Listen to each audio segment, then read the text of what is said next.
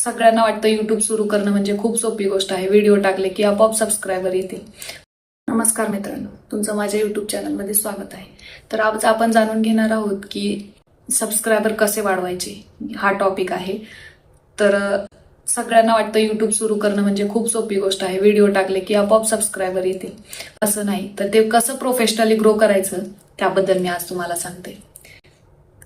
सगळ्यात आधी म्हणजे तुम्ही जे YouTubeचं नाव मेन्शन करता ते नाव असं असलं पाहिजे की ते नावात तुमच्या सगळं डिटेल्स थोडक्यात आल्या पाहिजेत. किंवा एखाद वेळेस कसं तुम्ही जे नाव टॉपिक शोधलाय ठीक आहे, त्याच्यातून तुम्ही जे व्हिडिओ टाकणार आहे तुम्हाला ज्या विषयाची खूप जास्तीत जास्त माहिती आहे, म्हणजेच तुम्हाला 10 ते 15 लॉंग व्हिडिओ त्या विषयावर बनवता येतील असं विषय निवडा. उदाहरणार्थ गेमिंग, स्पोर्ट्स, कुकिंग म्हणजे जेवण बनवणे, हे ते अशाचे जर व्हिडिओ तुम्ही बनवणार असाल तर तो टॉपिक एकदम प्रॉपर तुम्हाला माहिती असला पाहिजे. त्याच्याविषयी तुम्ही जास्तीत जास्त व्हिडिओ बनवता आले पाहिजेत.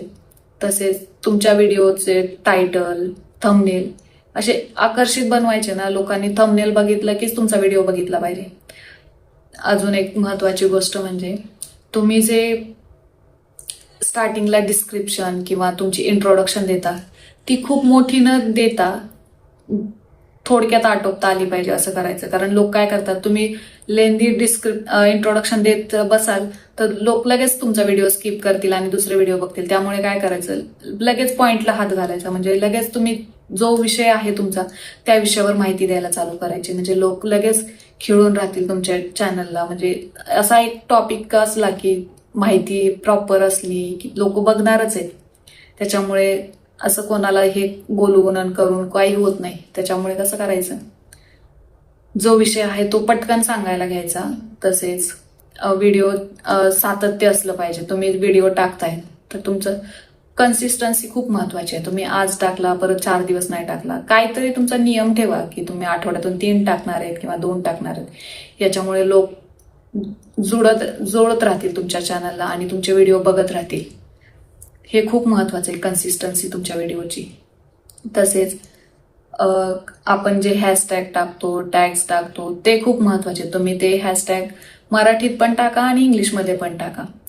तसेच आणखीन व्हिडिओ खूप मोठा किंवा असा डिस्क्रिप्टिव्ह बनवला तरी त्या लोकांना मेसेज द्यायला विसरू नका की चॅनलला नवीन असाल तर लाईक करा, सबस्क्राईब करा किंवा शेअर करा.